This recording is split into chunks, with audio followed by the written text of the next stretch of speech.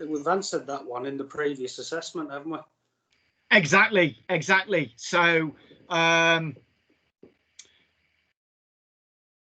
now I think, because what I would suggest here, I know it creates a little bit of work, but I would suggest, if you brought that answer up, so those questions, and then just cut them at this moment in time. I'll speak with John is the way we could actually then link, but I think if you just brought that answer up from your other answers and just cut and paste it into this, yeah, that's that done. Absolutely. So you know, what are your aims? And as you rightly say, Kieran, you've covered that in great detail. So just cut and paste that from your self-awareness part 2, wasn't it? Self-awareness part 2 paper. That is that question done. 1.3 is then very much about sorry, just on 1.1, you've got, yeah, as you say, I'd stick that answer in. That'll cover 1.1 and 1.2. Again, you might stick your answer in 1.1 and then say, when you get to 1.2, see 1.1. Yeah. Why in your personal development plans, why do you think it is important sometimes, you know, to actually specify your aims and objectives in your PDPs or your appraisals or whatever? You know, why is it important sometimes just to document your aims, your ambitions? Why have a record of them? Off the record, I don't think they're much use anyway, to be honest. All right, okay. What about your own? I personally don't do this, not that that's of any. I do know some people who have their own like 5-year plan, 10-year plan. I don't know if you know any people like that. I don't know anybody like that. All right, okay. I'm exactly the same as Kieran. I don't know anybody who thinks that they're any good for anything apart from somebody justifying what the land management role is. Yeah. Yeah.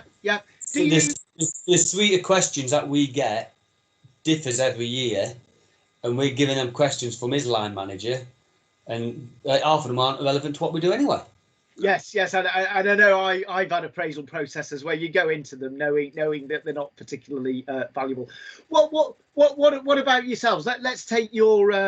I think both of you, you know, when you answered this, you know, you might have this plan of getting to the next level within the business, you know, as an ambition. I think you'd probably be with HS2 if it would be anywhere. Okay. Yeah. So yeah, yes, and I think you know, so you know, if you have that as an objective, sometimes what a person might then do is actually think, right, this is where I want to be. How am I going to get there? You know, what do I need? So it might be, you know, actually, if I get the NVQ level 6, if I get the apprenticeship, if I get a degree, if I get a master's or whatever it may be, you're sort of planning your route to get to that next position, aren't you? I think, you know, you said something, Kieran, again, I was only reading it recently, despite the fact that you submitted it 4 weeks ago, where I think, you know, you'd said actually to get to this particular role, I appreciated that I needed experience in these areas. And then once you've got that experience, you then think, right, now I am confident to undertake this particular role. So I think, you know, why sometimes it's important to have your aims and objectives. It almost just gives you this roadmap, isn't it? You know, if I want to get here, this is how I need to get there. And actually thinking about it and possibly documenting it is just a way of clarifying what it is you want and how you could get there. And then I know some people who sort of evaluate their, well, you know, yes, I was going to complete the NVQ level 6, I've ticked that off, or I was going to get experience at this, I've ticked that off, so now I actually do feel comfortable. And that's really, I think ultimately it's so that, you know, you think about what it is you want to do and where you want to be, or what particular role you want to fulfill. and actually it makes you think about, right, how am I going to get there? Yeah. So that's 1.3 we're talking about now, is it? That's 1.3. Yeah. And 1.2 we're going to use the information from the your previous. And I think that actually, Jay, to be honest, I would stick that answer in 1.1, and then for 1.2 say C 1.1. Ah, right. Yeah.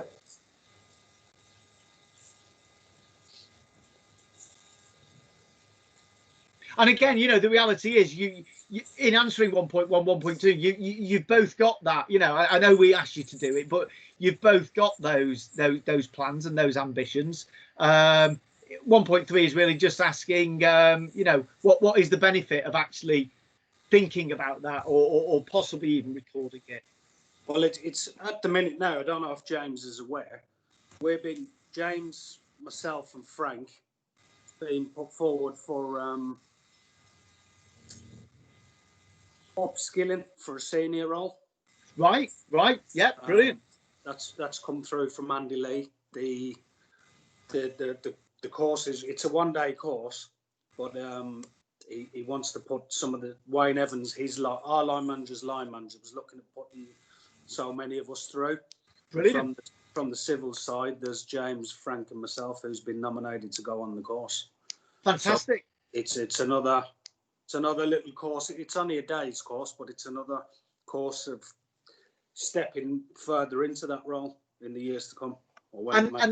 And presumably, you know, again, fantastic opportunity, and presumably that's something that you're, you know, happy to embrace, isn't it? And you think, yeah, actually, you know, I'm really keen to do that course, because ultimately, you know, I want to get to that next level, or you know, even the level above or the level above, and actually, you know, so you're not sort of thinking, that's, you know, that's another day out of my life that I've, you know, actually you see the benefit of it, and you see actually that does enable me to get to where I want to be. So I think for me the answers of that is it just allows you to sort of think about, right, where is it I want to be, or what, you know, what role is it I want to undertake, how, you know, what experience, what training, what qualifications, what practical work related experience do I need so that I'm comfortable, you know, under and experienced enough to undertake that work. So I think it just helps clarify your objectives, really.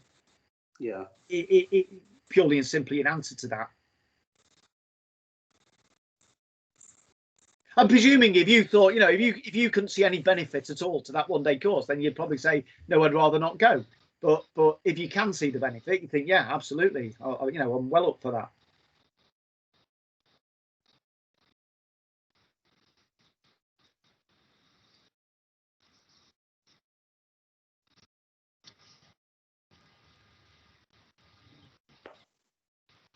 Did you know about that, James?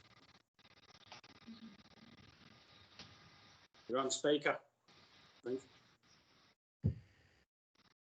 I'm losing signal, mate. Yeah, what about the training? Yeah, the upskill training. It's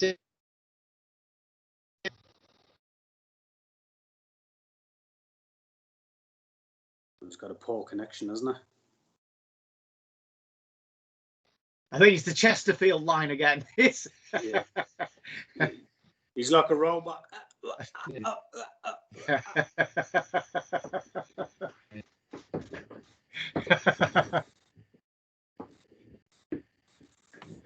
thought we were out of the way down in Devon. I think it was only a couple of years ago we got what's supposedly high speed, but I was a bit clearer there, James. Oh, you picked us back a bit now. Yeah. good. So as I say, I think, you know, the beauty in reality of that is that you've pretty much already done that in that other exercise. It's just a matter of cutting and pasting, and as I say, just giving that little bit of thought about, you know, well, if we think about these things, and I suppose if you've got an end objective, what we then start doing is planning how we're going to get there, isn't it? Have an end objective, then you know, you might never get there, or it might be a more difficult route possibly. So that's really what that's looking at. So the performance area 2 is about contacting sources of support and guidance with regards to your personal development. Now, I suppose when we look at this, one of the beauties is that, you know, you're on this apprenticeship program with ourselves. You're doing other training within the business, like the course you were just describing there, Kieran. So I think 2.2 is very much about, you know, what mechanisms are in place within the organisation for you to be able to access training.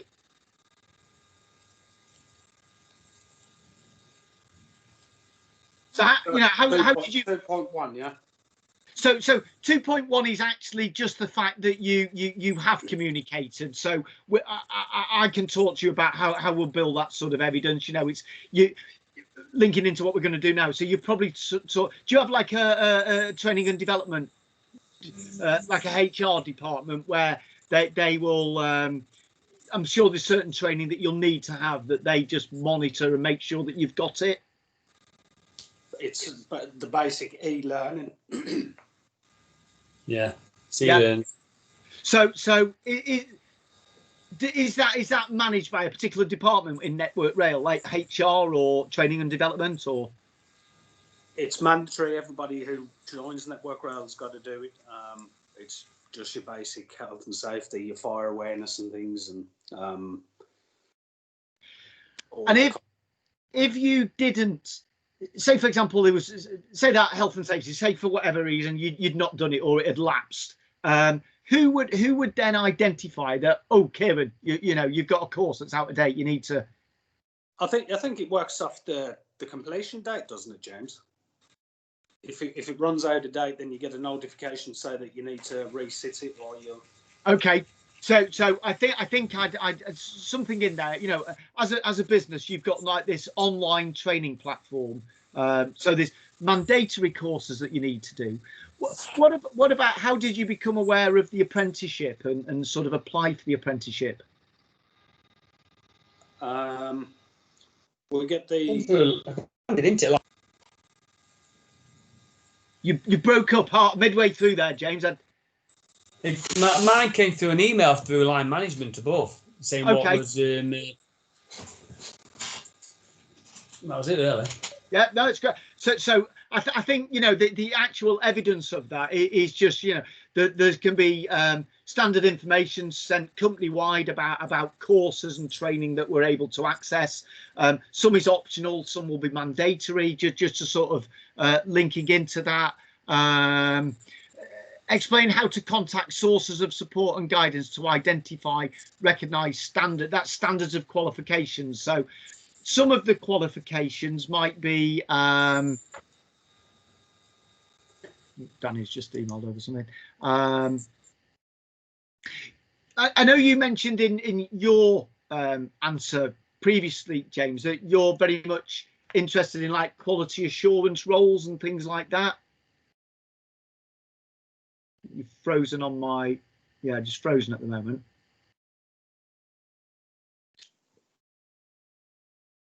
Yeah, just frozen.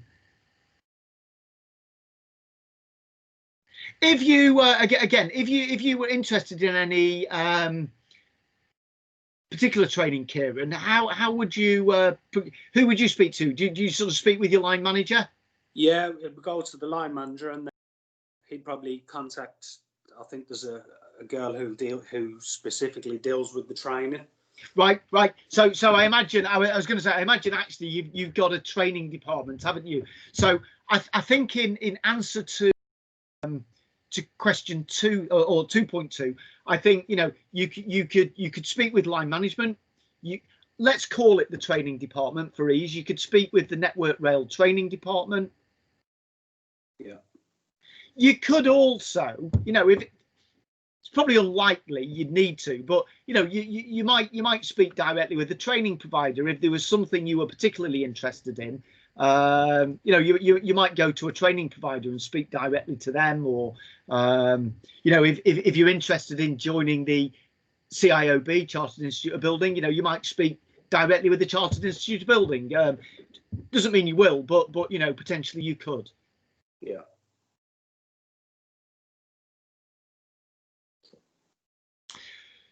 2.3. Sorry, just to ask, do we get that off this course? Do we? Do we get like the chartership off this course, or is it? So this course, Kieran, it doesn't come immediately, but what it does, it opens up. So you would be able to apply for membership, and you'd basically say, I've got my NVQ level 6. You've got your CV of your career history, and basically it's not a professional review. It's what's called a professional review. So you answer about 12 questions where you're going through because you've got the level of qualification, you've got the level 6 that allows for membership, but you just have to answer. I think it's 12 questions basically. As part of you just apply. You answer the questions. They review your application, and with your career history, with your role, the fact that you've then got the level 6 qualification, you just really you go into your applicant stage if you wanted to progress that, where you just apply, fill out the application form.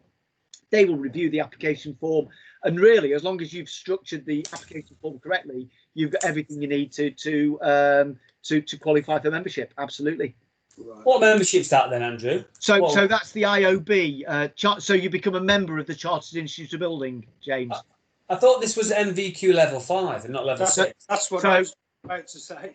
So yeah, no, good question. Good question. So basically, you are on a level 5 apprenticeship program. Yeah. But as a bonus, we at Citrus have suggested that you complete the level 5 apprenticeship, but as an extra, we sort of throw in the NVQ level 6 in construction site management. So what we're doing in this session are units towards the NVQ level 6. So you complete the level 5 apprenticeship. As a bonus, you get the NVQ level 6, which I don't know whether this is applicable to you or relevant to yourselves, but you also qualify for a black card, CSCS black card. Yeah, I don't know whether does that matter on. I've got one anyway. Oh, you've got one anyway. Oh, okay, all right, okay, fantastic. But for some people, they wouldn't, so they're doing this apprenticeship program, not having the black card. But as I say, we build an extra. The NVQ we throw in as a bonus, because a lot of the evidence we can map one way or the other. So as you've just said, things that you do in the apprenticeship standard, like the first couple of questions here, linked to the NVQ, and likewise some of the things you do in the NVQ we map to the standard. So it's always, to use the term, it's like double bubble. You get something that doesn't need to be in here, but it's very, very valuable. And with an NVQ level 6, as I say, you can then apply to become a member of the Chartered Institute of Building, CIOB, so you'd be MCIOB. And it's not that you complete and they give you the membership. You then just have to apply to the professional body. Answer, you fill out, as I say, it's about 12 questions. So you'd go in at applicant stage. You say, I've got my NVQ level 6. You're both in fantastic senior roles within the industry. You just, you submit your CV. You just talk about some of the projects, some of the management that you do. You literally, it's formality for you to get membership of the IOB on completion of this. So this, when we complete the course, then we'll actually get a certificate in an NVQ level 6. Then will we? Yep. Okay. What does the IOB stand for again? Sorry. So Institute of Building. So it's the CIOB, Chartered Institute of Building. There might potentially. There's also the ICE, which is the Institute of Civil Engineers. So there are a range of other professional bodies, but CIOB recognise the NVQ level 6. So as I say, it's a really, really good additional qualification that I think that was a big part of the selling point actually to the companies that we have on this program. That will say do the apprenticeship, pay an apprenticeship levy. So companies large companies like yours will pay thousands and thousands of pounds in apprenticeship levy. Having paid that money, by putting them people on apprenticeships, they get some of that money back, or it helps to pay for training. So Network Rail have already paid out money. So putting people on apprenticeships is a way of getting some of that money back, or they're not just paying all that money out and getting nothing for it. But our approach has been, right, do the apprenticeship, but we'll also throw this really, really valuable NVQ qualification, which is at level 6, so degree level qualification, which is highly regarded in the industry, but also opens up professional membership of the IOB and potentially other professional bodies as well. So it's as I say, it is that double bubble. You're getting two things really for you'll be doing a lot of it anyway. Quite honestly, I say a lot of the things that you do in the standard we link to the NVQ. A lot of the things you do in the NVQ we link to the standard. So it's not really that you're doing an awful lot of extra work. You're just getting 2 qualifications instead of 1. That's good. Yeah, really good. Because I was getting confused. I kept seeing 5 and somebody was saying 6, and I thought to myself, which is it? Yeah, no, it is a good question. And again, important. I think we ourselves perhaps need to make it clearer, or keep emphasising that when you sort of alternate the sessions, some of the times you're doing the standard. So all of that self-awareness, those 2 sessions that for yourselves, I think Tim will lead on those, just on the basis that he developed it, so I think he likes delivering it. Tim's sessions relate to the standard, whereas my sessions relate to the NVQ specifically. Yeah. So just quickly on that. So if you did want to be chartered, then is that like a yearly fee, like the nurses, like everybody else does? Yes, it is. Yes.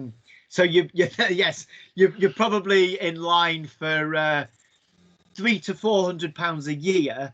Maybe the business would pay. I don't know. But yeah, I mean that potentially is the downside, that there is an annual fee that you pay to maintain your membership. And I suppose it's a decision really, isn't it, whether you see that you get value for that.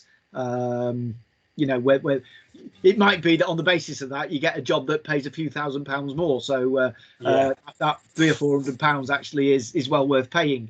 If at this moment in time you think, well, it doesn't impact on my job whether I have it or not, I suppose that's almost a personal decision. Yeah, I get you.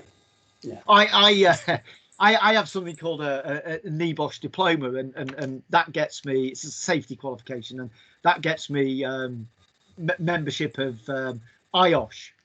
And I've worked in colleges where they have run courses on the back of my personal IOSH membership that I had to pay. So I'm paying for it, and they could then run courses on the back of it, which was always a bit of a moot point, that one really. Yeah. So I think I missed a bit there. What did we say about 2.2 then? I mean 2.2. So 2.2 and 2.3, James, it's very much around, if you were interested in doing a course or doing some training, it's really sort of asking where you could get sources of information from. So I think with Kieran and myself, what we were saying, you might well speak to your line manager. You might well speak to, let's first, the easiest way of saying, let's say that Network Rail have a training department or somebody who oversees training. So you could also speak to the training department. What courses or what qualifications do I need to do? What might I be allowed to do? So I've worked for organisations where sometimes you'll fill out an application for training and you'll say, this is what I'd like to do and this is why. And as long as they can see the benefit to the business as well as myself, that training may or may not be agreed and paid for. So it's just, if you were interested in courses, you might go straight to a training provider. I think I mentioned with yourself, James, where quality, you know, there's an ISO training that you know, you might look at the quality standards. I think it's 9001. So, you know, you might sort of inquire about quality training or whatever it may be. I just mentioned NEBOSH. You know, you might have been interested in a NEBOSH course. And you think, oh, well, you know, I'll contact a training provider that delivers NEBOSH, and you know, and just get an understanding from them. So if you're interested in professional body membership, you might speak with the IOB directly or look on their website. So it's only really, you know, what information you could access if you were interested in training or personal development, basically. Yeah. So 2.3 would be basically like the benefits that it would bring to us as individuals and the company and so on, wouldn't it, really? Very much so, Kieran. Yeah, very much so. And also a link to that as well is that you end up doing courses that are the right courses that are relevant.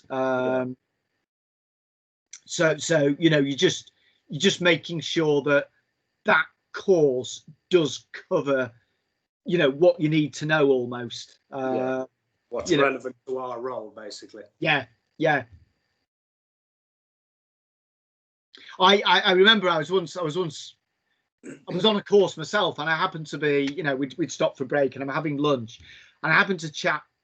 I was chatting with a chap who had, he was from a foreign country.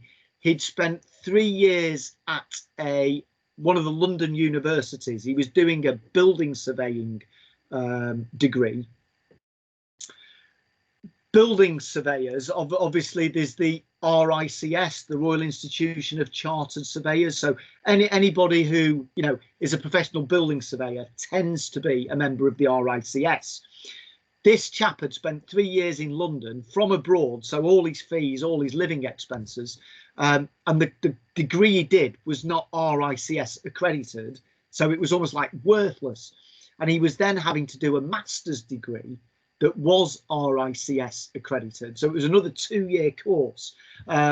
So you know, he'd done a course that didn't apply to the standards that he needed, and he then had to do another course to ensure that. So I think it's just, you know, as you put it very simply, Kieran, but quite rightly, it's just making sure that the training you did or do is relevant to the requirements of Network Rail or you as an individual to progress your career. Yeah. So performance area 3 again, links into the work you did previously on self-awareness. So examine the current level of work performance and compare against recognised standards. So that he's coming back again.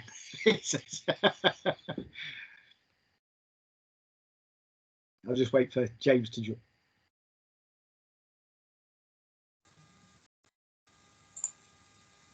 I'm back. You're back. I was going to say, there he is. You're having some trouble today, kid, aren't you? Yeah, I'm going to bring them up after this, and I'm not having it. Again, I was just going to suggest, Jay, you might be better not having your picture on, but that might save some bandwidth. But you even seem to be cutting in and out, even without your picture. Then we've just moved. We've just sort of moved onto performance area 3 now. So examine current level of work performance and determine and profile their present competence and personal development needs. That I would suggest 3.1, 3.2. If you upload your appraisal or some companies use a personal development plan process, I think really you that sort of covers 3.1, 3.2. It's all about appraisals. It's all about, you might stick a CV. Well, we've got your CV anyway, but you know, you might sort of stick your CV in there. You might stick your appraisal or personal development plan. That gives evidence really that, you know, you and your company are reviewing your performance and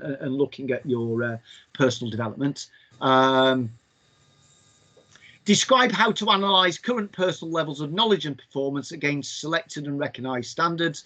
So I would say, really, for both of you, you're very much looking that you know, your experience and your qualifications are relevant to the roles that you have, haven't you? And if you were looking at the next role, you'd look at, right, what does that role involve?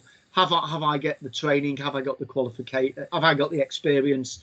Have I perhaps got the qualifications that fit that role? So I think, you know, you're often looking at job roles, job descriptions, aren't you? Which you've also got person specifications sometimes.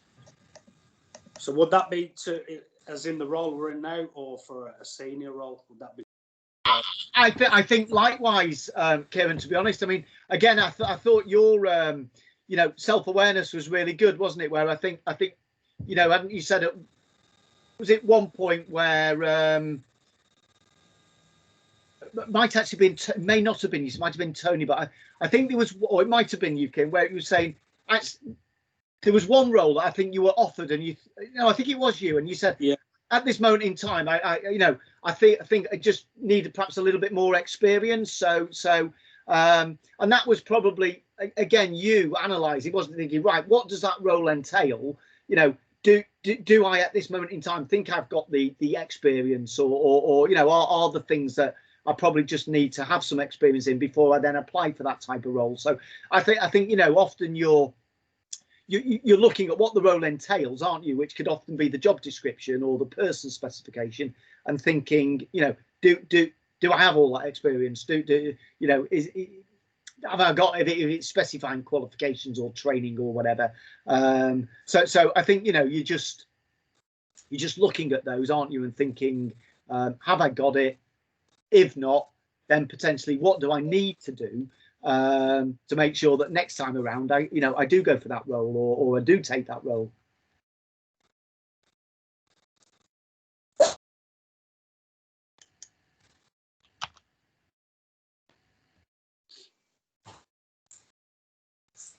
Um, 3.4, explain the factors that determine personal development needs. Some of those needs will be identified by the company. So like you say, there's almost a training matrix, isn't there, of courses that you have to do and have to be up to date. So you've got those courses on your e-learning platform that you have to do.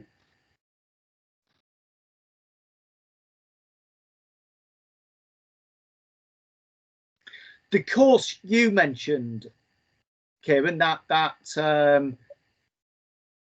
you know, that leadership course, that's something that's also been identified by your line manager, isn't it? You know, they thought actually it'd be good to put Kieran and James on this. So sometimes that you know, it could be something that the company identifies or the line manager identifies.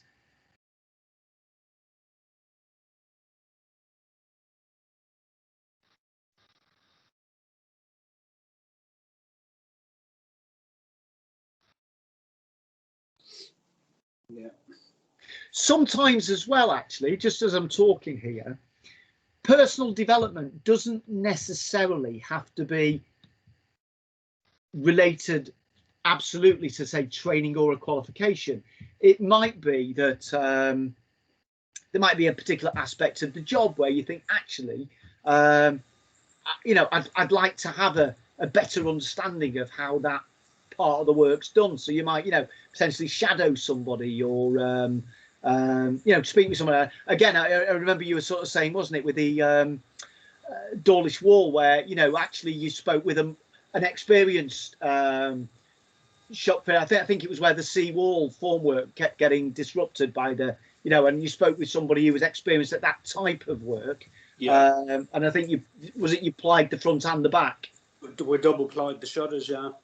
So you know, sometimes it can be you have a conversation with a you know, a particular team or a person in that role, just to get a better understanding, you know, and that's development, isn't it? You know, next time I had to go back to this or a similar project, you know, you'd think actually, you know, this is the best way of you know, of playing up this formwork. Yeah. So as I say, development isn't always necessarily formal training or qualifications. It might be just actually people, or perhaps shadowing them, or getting experience on a different type of project, so that if you had to manage that work in the future, you understand how that work is carried out.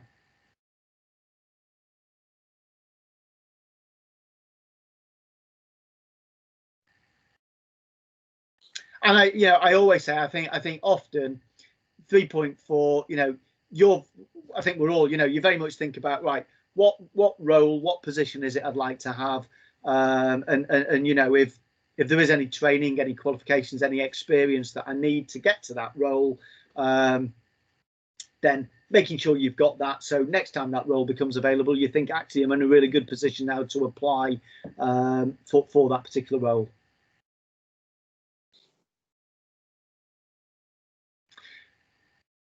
.5 ways that personal development needs can be profiled. Do you both have? Do you have like an annual appraisal? We've got our end of year one now that we've got to get done. Like a performance review, perhaps. Yeah. It might be. Yeah. So is there a part of that performance review, irrespective of what we may feel about them? Is there a part in that where you have the opportunity of saying, actually, I might like to do this course, or I might like to do this qualification, or I might like to go on this bit of training? No, our performance review is like James stated earlier, it's our line manager who sets the questions, right? And it's a case of how many CPP reviews we've done in the year, and what quality checks we've done, and that kind of stuff. They're a bit. It's more specific performance. It's analysis. Yeah. Rather than about your personal development as such. It's just it's your performance. Yes. I funny enough, they happen to work in the post office, completely different, but they had an annual review by their manager, and it was not only how the manager saw that they performed, it was also then that determined what pay scale they were on. And that one person had that power almost to impact on what they were earning, which I felt, because you might get, well, I might be ready for my job, but I don't get on with my manager, and therefore it's a bit unfair, I felt. Do you again, I suppose you were both given the opportunity for this course, this apprenticeship, and you both chose to go on to it. So we requested it. Okay, brilliant. So I suppose that's, if you describe that process, that you're made aware of courses that are available, and then if there's anything that's of interest, we put an application in. So I think that if you use that as your answer for 3.5, really. Yeah. And I think 3.6 does come back to very much, if you think, right, where do I want to be? What do I need to get there? And then make sure that, that to some extent is going to determine what professional development you do, if any. I mean, it might be that people get to a position that they're happy in and, don't need to do anymore. But then likewise, people might think, yes, I'll do this. And then there are other things, as you say, that you have to do, and you have to keep current because that's just a company requirement.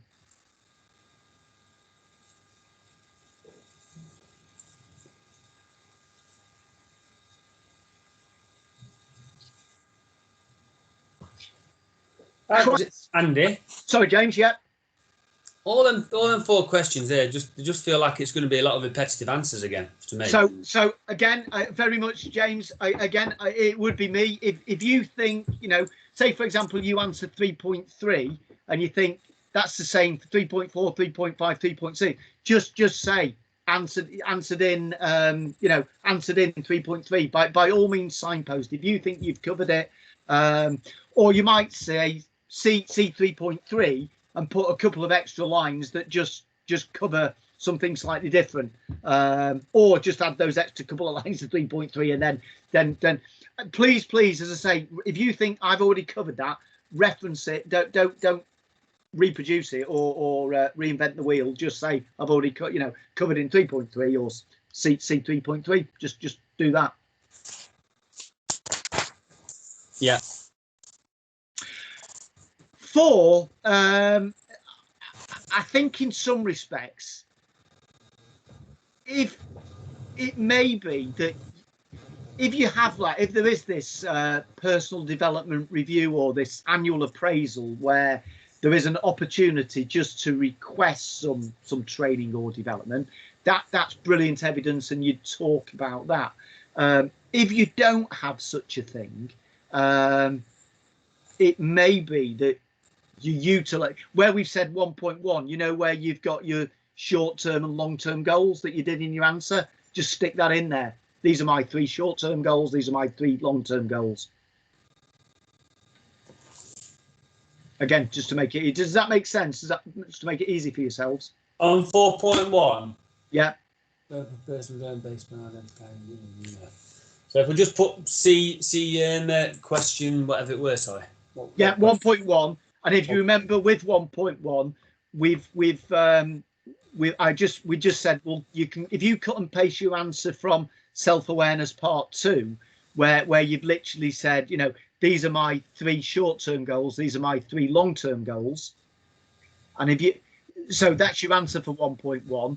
Basically, we're then saying 4.1 is covered by 1.1. So against that box for 4.1, you'll say C answer to 1.1. Yeah. Job done. Yep. Describe ways that personal development plans can be prepared. So as I say, that might be something that you do mentally. Some people, as I say, I know they do, touched on it earlier, they might have this 3-year plan, 5-year plan and 10-year plan, and they have it somewhere and they just look at it and think, yeah, I'm on target, or no, I'm not. So it might be something you've documented, it might be something in your, mentally that we're holding our heads, or it might be something that we have an annual appraisal and we have the opportunity to record our development needs. Yeah. It is a bit, I think what Tim sometimes uses, it can be a little bit fluffy, this unit. I think that's the term that we all do these things in different ways. But just think about, thinking about where you want to be and having that route map for how you're going to get there, basically is what a personal development plan is. Making sure, you've also done the training that the business needs you to have.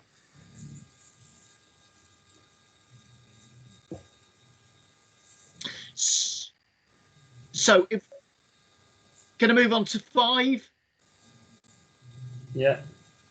So 5.1, nice and easy. Identify and engage in development activities. So that's doing. So actually, we know you're on the apprenticeship standard program. You're on the apprenticeship.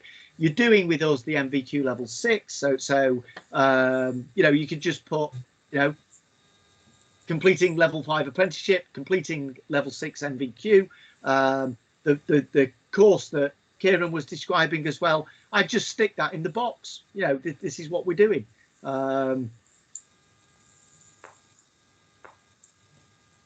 What about evidence based for that? So what would the evidence be? So I think I suppose to some extent, interesting question, James. I think the fact that you're completing this itself, you're actually answering is I would say completing apprenticeship, completing NVQ. We'll accept that. You might also, if you do that course that Kieran was describing, do you get like a little certificate or something from it? I don't know. I've not done much about it. Okay. When you do your online courses that you have to, your mandatory training,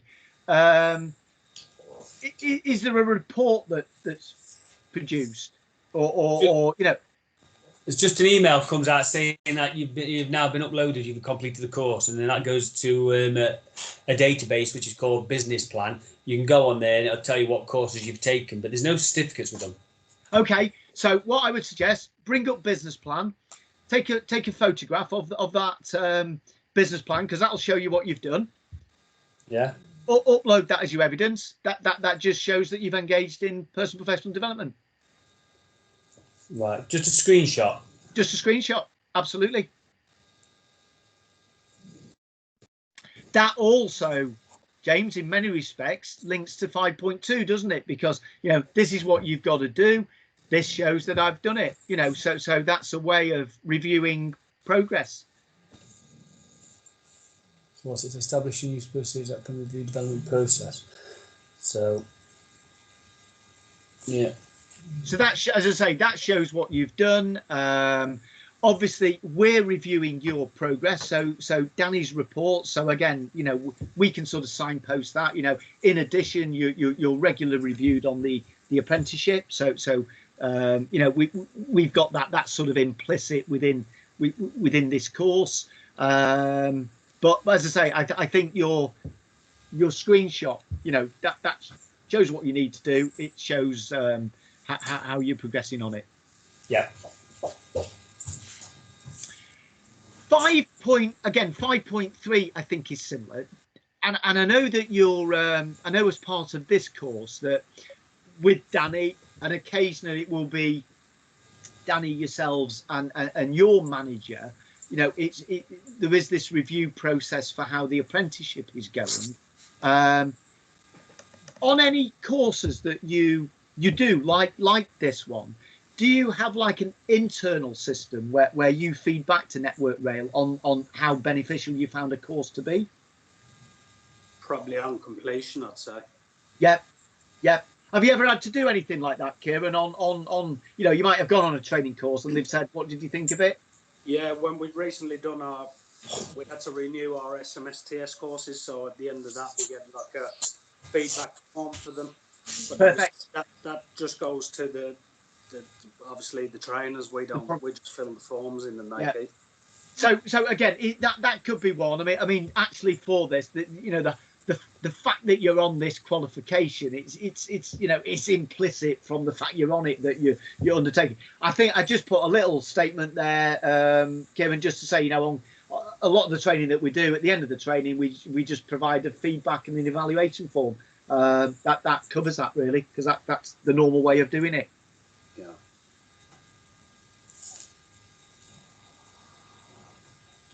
I've had them again. Some of the colleges that I've worked in, where you go on this training course that all being well, the college has paid for, and there's a process where I just then I would have to fill a report in, just saying, you know, I've been on this course. This was how I found the course, and this is what it will benefit me and the college with going forward. So, you know, some organisations have. It's just the people that the HR department that are funding it. They're just checking that they are getting value for money, and that you know, I or whoever has thought that the course we went on was good. So explain ways that development activities to achieve personal development can. So how do you undertake development activities? So some of them will be, you might go on a face-to-face training course, you might do an online course, it might be something that's done internally. As you say, you're doing this with us online via Teams, or you know, there are other platforms, but also you've got your e-learning platform that you use in the business. So it's just really describing how you undertake training.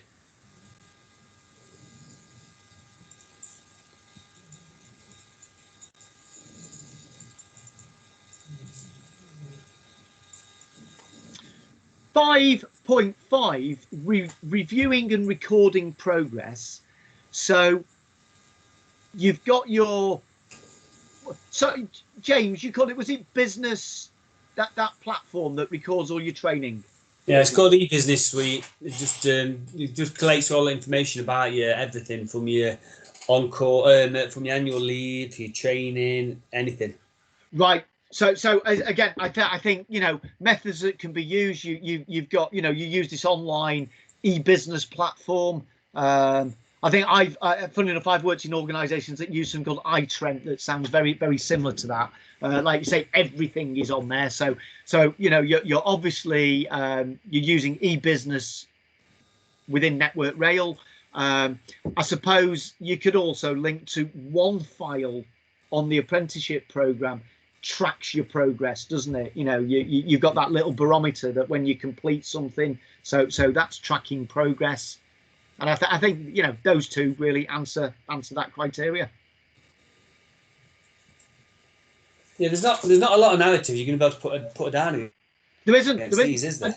And say don't. It's a little bit different than the standard as we cut. So some of these, you know, don't think it's hundreds and hundreds of words. Sometimes it's very, very straightforward. You know, and then as we say, a little bit repetitive, and don't repeat. Just say, well, actually, I've already covered that. You know, and just reference the criteria where it is. So yeah, it's not an overly complex. I'll probably go from one extreme now to the other. Yeah, that's it. Yeah, in the other one. The one I'll be coming back, Kieran. So tell me a bit more, Kieran. yes. Yeah. No, that often happens, and I know. As I say, I do. You know, I very, very much encourage link it. Give me an example of where you've done it. So link it to a project. Don't, as I say, don't necessarily tell me enough, but you don't have to tell me every aspect of the project. Just tell me enough that matches the criteria. And as I say, all fits yourselves, because you're not having to write chapter and verse. Just, you know, get for all our get. You know, short and sweet, but yes, there is a balance between just making sure there is enough in there.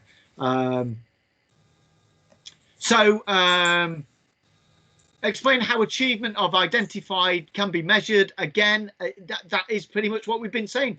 It's recorded on e-business, and on this particular program, it's tracked on OneFile.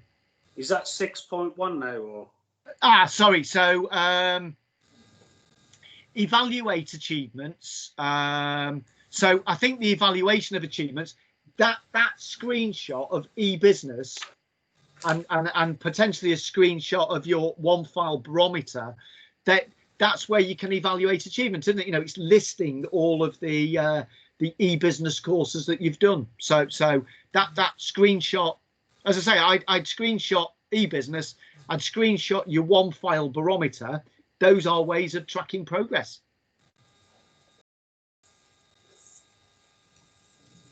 What's the OneFile barometer? Where's that? The round one, Jim. Oh, the round one. That tells you your percentage of what you're on. Yeah. Mine's only under 15%, I think it is. Yeah, but don't forget that's 15% out of, you know, 2 years worth of content, Kieran. So, and again, when you've done these 3 units, you're then 25% through the you know, through the NVQ. So it will begin to ramp up. So I mean, what are we now? Is this our 4th, 5th session? Yeah, that is September, was it? Yeah, something like so. You know, 15% through in you know, 2-3 months is good. And this will, as I say, this will ramp it up even further. So but as evidence, just and I suppose in fairness as well, I think, you know, like that other work that you know, I fed back on yesterday. Once that's done, Kieran, that'll move it up even further. So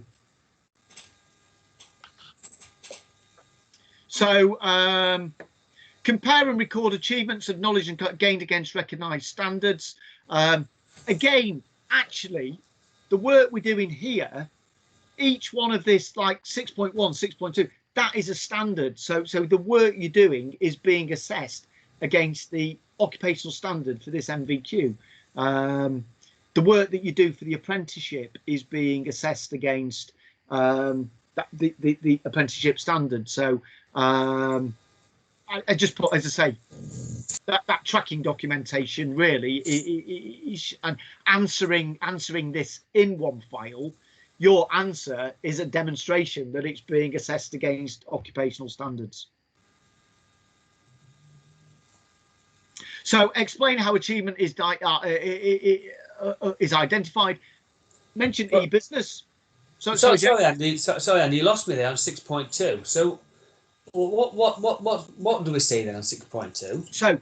So again, 6.1 and 6.2 actually just provide the evidence, because you're going to now discuss it in 6.3 and 6.4. Okay. Yeah, and just put recorded on e-business suite and completing e-learning on. So e-business screen. So recorded on e-business and sort of tracked on. You could call it something like the one file barometer, something like that. And then you've got your images. So 6.3 then. So for 6.1 and 6.2, you've got those two bits of evidence. Yeah. For 6.3, explain how achievement of identified can be measured. So, as you say, everything is logged on e-business. You know, you can go onto a screen which provides a report which shows everything that you've done. It probably pings an email if you've got a course that's out of date and needs to be renewed.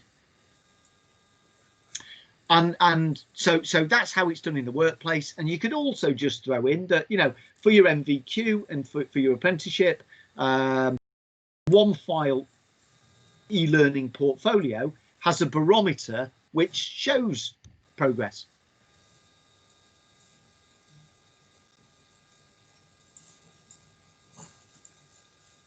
And for 6.4, I think the easiest one is to use the one file portfolio, and again the previous structure, but the new structure, actually the way it is, one box has got the standard, the next box is where you put your answer or put your evidence.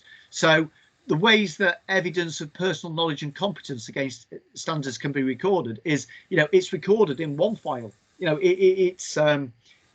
it's explicit, isn't it? This is the standard. This is my answer. This is the standard. This is my evidence. So it's all basically the answer is it's all recorded file portfolio, or it's all recorded on e-business.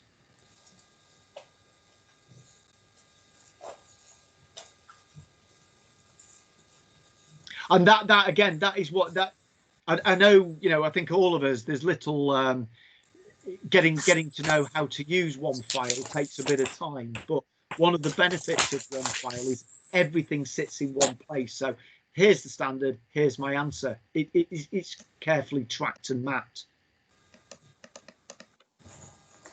Is that okay? Does that make sense? Yeah.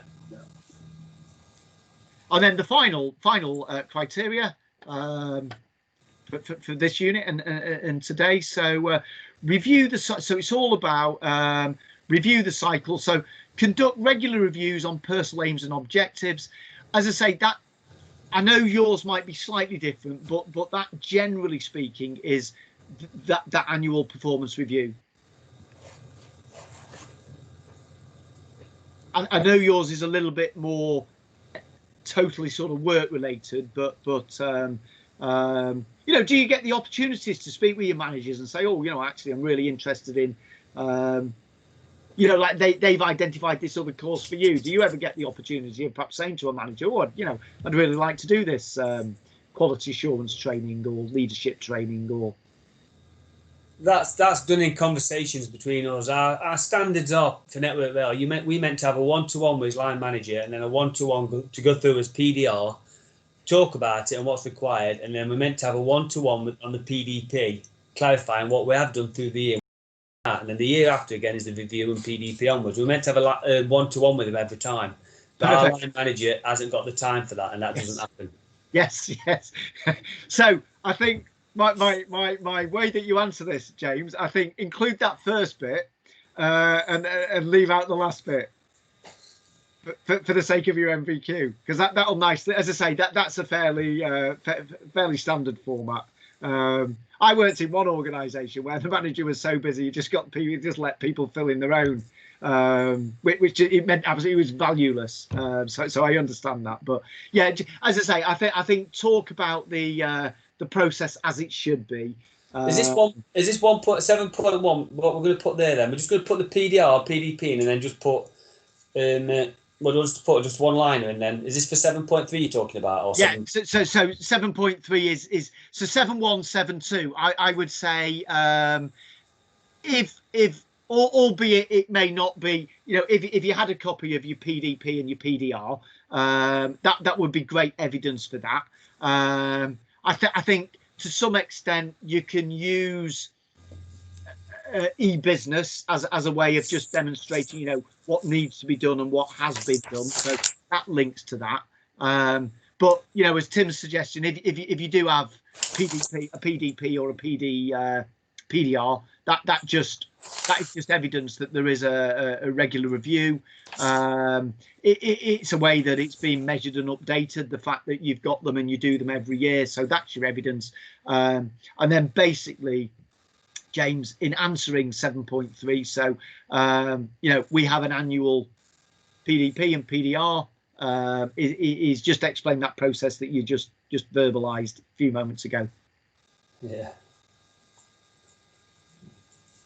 The method that allows is again, this is one where you might actually put sufficient detail in 7.3 so that when you get to 7.4 and 7.5 you think I've already covered it, and you just say see 7.3.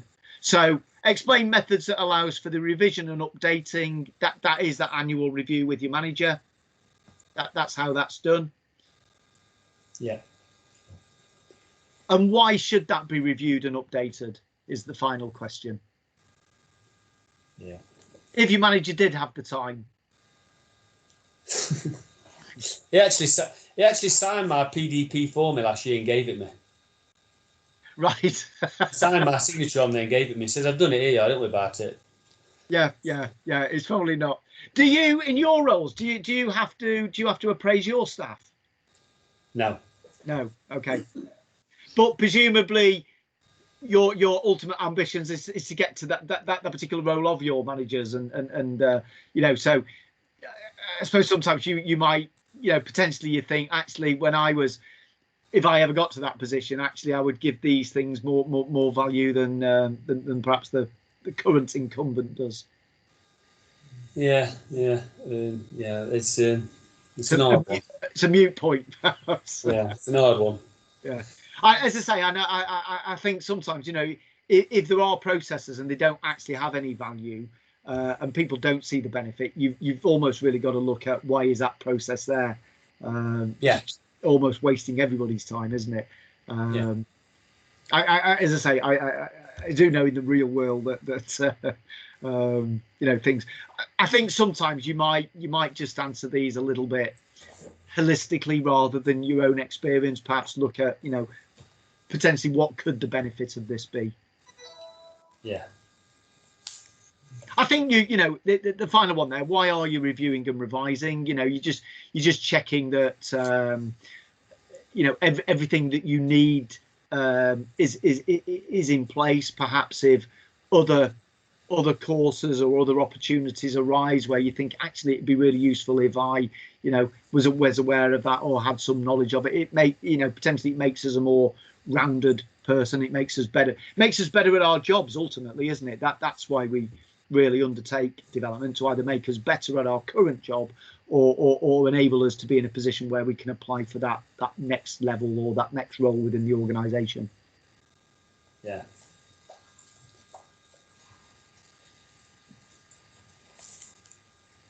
And that's basically so that's the 3 units for today. I don't know if there's any does it generate any questions? No, I think for me, I think this just a lot of duplication there for me, but it is what it is. But you're right, James. But as I say, please don't. Do your answer, and if you come to the next question, I've already covered that. Just reference back. Yeah. Start. I think we just belt and braces just to make sure that none of the criteria are missed. You know, it's every single criteria is laid down. But from your point of view, if you think, well, I've already answered that, just reference where you've answered it and move on. Yeah, like I said, I'll do the first one, and next Friday I'll get it sent over. If you can Brilliant. have a look at that sometime, and then let me have it back, and I'll continue with second one. Superb. That way over the next Yeah. 3 weeks. Very, very much. That's brilliant. Yeah, sound. Superb. Have we done for today, or is there anything else? No. I was just going to say, what's on for the rest of today? Is it get back to? I want to have some dinner. Yeah, right. I'm gonna have some dinner now. If you answer some emails and have some dinner. Brilliant. The signal's absolutely rubbish. Is the dog awake or still asleep? Yeah, he's awake now. He's awake now. I'm going to get onto Sky now and try and sort this signal out. Right, brilliant. As I say, please do as well. If you know, if you ever want a quick catch up on a Friday, you know, just 20 minutes, half an hour on Teams. Very, very, you know, let me know, and I'm sure we can fit something in somewhere. If you just need a quick catch up or recap on anything. Yeah, no problem. Yeah, it'll be fine. Brilliant. Sam, You okay, Kieran? Yeah, no problem. I'm just going to try and get these other questions amended and Brilliant.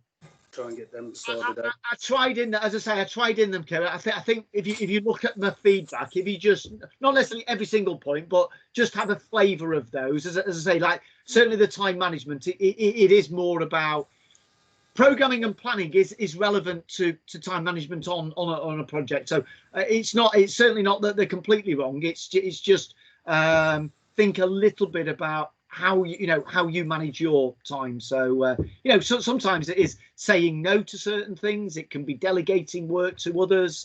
I know some people who they will block certain periods of time out where they are not available to other people, because that's how they then get the work they need to get done. But again, there's no right or wrong. It's really is just what's your strategies for prioritizing what you need to do. Andy, go on, James. Can you send me over that document, please, so I can get uploaded this afternoon? I will do. Yes, I will. That's my task. So I will just give you your feedback, send that, James, and then absolutely. We get that done and put to bed today. Yeah. So the only thing we need to take away from today is, I know we're a quarter way into it now. It's worrying that we've not had anything on the maths and the English yet, because I don't want to get to end of course and fail that. Yeah, absolutely. And rest assured that won't be the case. But I will, or I think another scenario that we want to avoid is that it ends up being done very, very much last minute and rushed through. So I will email Danny now and just sort of say this is something that you've both brought up this morning. What is in place, and get Danny to come back to you on that. I need, like I said, I need to be doing some. I need to be just doing some training or some. If there's anything out there where we can do some, what's like the test coming. Do you know what I mean? So I can get my head around it and start going. And again, this is John will probably be able to contribute to this as well, James. Where BKSB, who do those diagnostics, there's a raft of resources that they have and that's available. So we'll get those sort of uploaded and mapped for you, so that it gives you that opportunity to practice. So I'll as I say, I'll email Danny in a moment and just ask that question for you. Lovely. Right, cheers, mate. Thank you very much. Thanks very much, James. Thanks. Bye. See you soon. Thank you, Kieran. I'm just closing my tasks out, Andy. Okay. Yep. Sorry, Kieran. Yep. Go on. Self-awareness part 1. Was there any issues with that one? No. No. So self-awareness part 1 is I think one thing that not clouded, probably the wrong issue, but I think where I think I did something wrong and closed it, so I then had to reopen it and send it back, and I think that was it's all done. So no, part 1 was done. It was just I think it's just 2 questions, isn't it, on the second part of that. Well, I think one is definitely to do with a little bit on time management. Is that correct? I'm just opening it. Let me I'll do similar myself.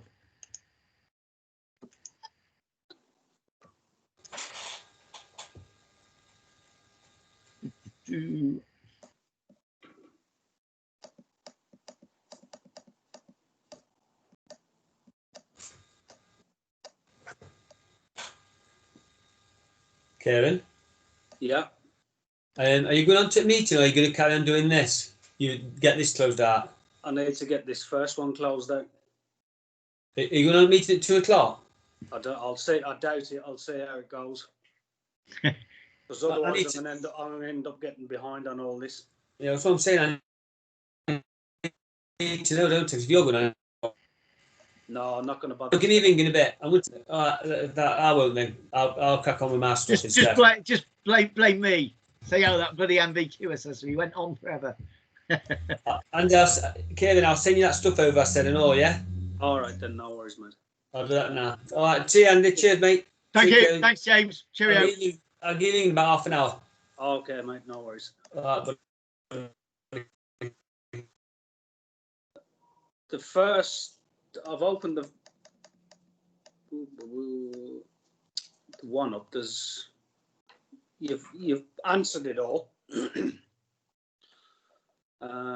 Answers accepted on all of them questions. Excellent. So do I just need to put back a response to that, and then send that, and that'll close it, isn't it? Potentially, Kieran. Yes. Yeah. Had you, full enough, is your? I know there was one. I think actually there was one, wasn't it? I think you were just waiting for some evidence, which was 728. I think that 728. So yeah. So I think that one's closed out now. Absolutely. So if I've accepted all the answers, that means they're all they're all done then, Kieran. So yeah. So that's self-awareness part 1. Yep. So if I've accepted all of those answers, that means that's done and completed.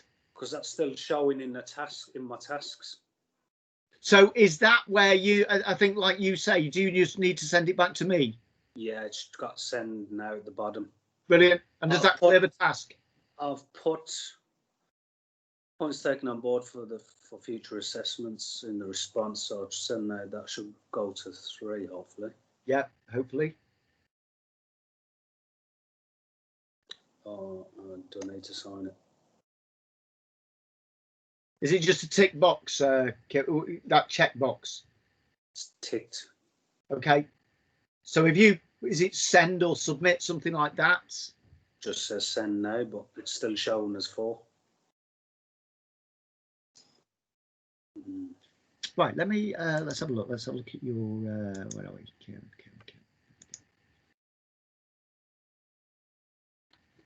So 2 of those 4, Kieran, will be purely and simply that you just accept the work. You just accept the work that we've set today. Yeah.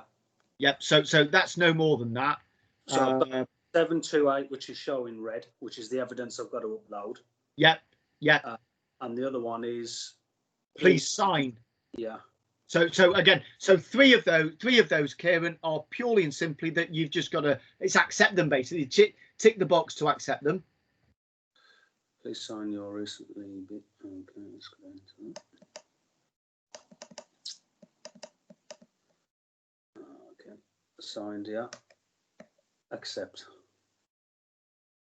Okay. And is that reduced? Yeah, that's gone to 3. Brilliant. Okay. It's all right when you're not doing it week in, week out.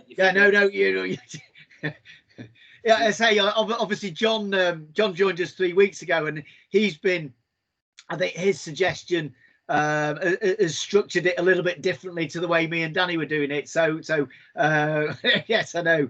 And like you say, if you don't see it week to week, it's yeah. No, that's fine. That's lovely, Andy. And I say, I do think that other one, Kieran, it would literally just look at my comments, stick a bit in about them. Don't put yourself under any pressure. You know, the fact I've only, just as and when you get time to get it done, just get it done. Don't feel as though there's a pressure on the time scale for that. No problem. See, because I've only got 3 showing in there now. So how do I get back to where the... So if you click back on tasks, does it not then show? I've got 728, 713, 739, and 740. Yeah. So 713, again, that should really just be sort of accepting the assessment, or please complete the assessments of learning. So I think again it should just be ticking the box to say that you accept it. So Kieran.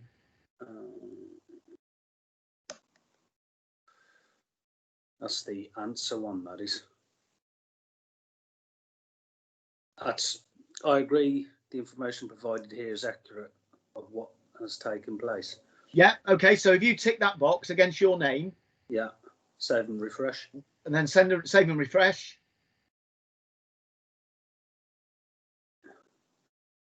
The page cannot be submitted. That's because it's the online one, isn't it? Possibly.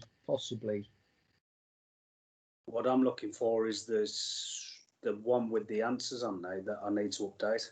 So that one, that is, so if you go into your portfolio and find self-awareness 2,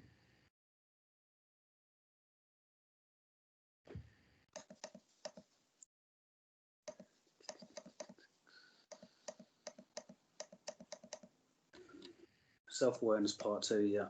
That's it. Click on that. Yeah. And then I think it's question 1 and question 2 mainly, isn't it, Kieran? So module self-awareness part 2. That's I've got self-awareness module notes and self-awareness part 2 PowerPoint. Okay, yeah. So that's let me have a look at your. There we go. Let's have a look in here. So.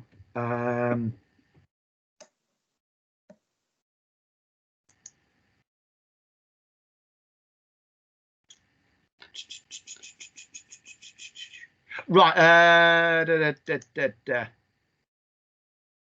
Yes. So on that screen, Kieran. Yeah. If you're looking at what, so you've got the module notes and the PowerPoint. Beneath that, in the same box, there is a blue. It says "Go to assessment of learning." Learning. Sorry. Yeah. No, it's all right. That's okay. Yeah. So if you click on that, so yeah, so we'll be on the same screen here. So,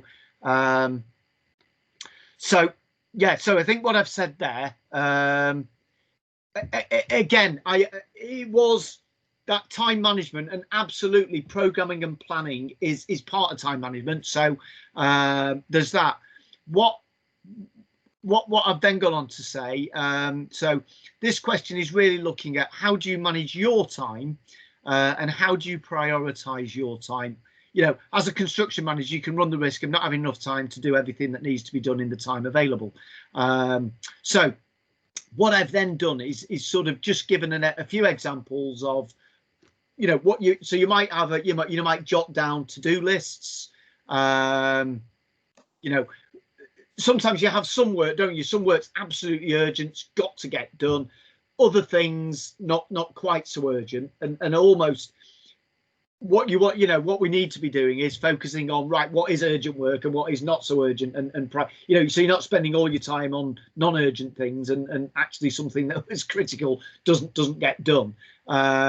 So I'd say it's really how do you prioritize your time and what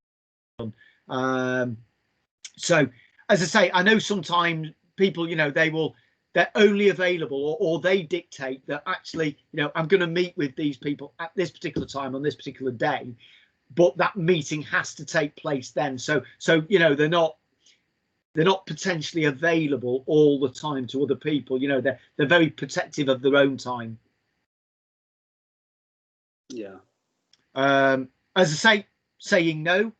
So sometimes the person might, you know, you're busy with someone else who's actually haven't got time to do that at the moment, or you know, so saying no, not getting sidetracked. There is this that sort of a rule basically that in 20% of our time we get 80% of the work done. You know, and potentially the other 80% we're only doing 20. So it's, you know, how are we prioritizing? How are we being most productive? So things like certain work, you know, or certain things we just don't do or we're not interested in. you know, can we delegate that work to someone else? So, you know, you manage the process rather than undertake certain things yourself. Certain things that are key, actually getting them done and getting them completed is a good, rather, I think there's certain things we just try and put off and don't do, whereas actually if we just get on with it and do it, it puts it out of the way. Yeah. So in terms of me to answer this now, where do I answer it now, or where do I? So that actually is a good question. Oh, I can. Oh, can I? What I would suggest, Can I type in there? too. Oh no, I can't type in the box. Let me have a look at this. So,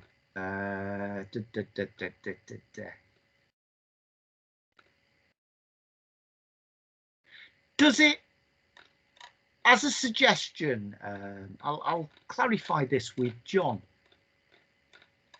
What I'd suggest, Kieran, for ease, if you just stick a few points on a Word document, Yeah. just pick these bits up in a Word document, send me that Word document as an email attachment. Yeah. And I can actually go in and upload that on your behalf to say, you know, obviously Kieran's resubmit, you know, I'll put a little narrative, but I'll then stick it in a box for me. Yeah. I think probably what I should have done was, I thought it would do it automatically actually, but I think it's, rather than accept it, I probably should have sent it back to you. But this way, as I say, if you send it to me as a separate document, I can then upload it as additional evidence, and that then puts that to bed. No problem. No. And I think it literally, Kieran, was so well answered was the question 5. Question 4 was well answered. Question 3 very well answered. So it literally was, as I say, just that question 1, and it really is much more, as I say, leave what you've got in there, and then it's just building on how, you know, are there any particular techniques you have for managing your time or making your time as productive as it can be? We've got a file. Well, I say it's a file, master plan, and we put in our weekly workings in there. Excellent. Of what we're planning for the week, so, and where we're going and what we're doing. But it can change at any time. Like we've got two jobs starting now Saturday night. I've got 2 CPPs and 2 WPPs to review now before Saturday. So yeah. So I suppose, so that process, Kieran, that's a little, it's a more complex form of, like a to-do list, isn't it? You've got a plan. So yeah. You work your plan. Presumably, though, there are times where something safety critical or highly important comes in, and then you're sort of mentally prioritizing, aren't you, or formally prioritizing, you're actually saying, right, I've got to do that, therefore something else drops lower down. You know, so actually one of your ways of time management is you focus very much on, you know, what are the critical activities, and you know, inevitably if something's not as critical, that's much more lower down your order of priority. Yeah. You know, do you ever, I suppose again it can depend upon the situation, but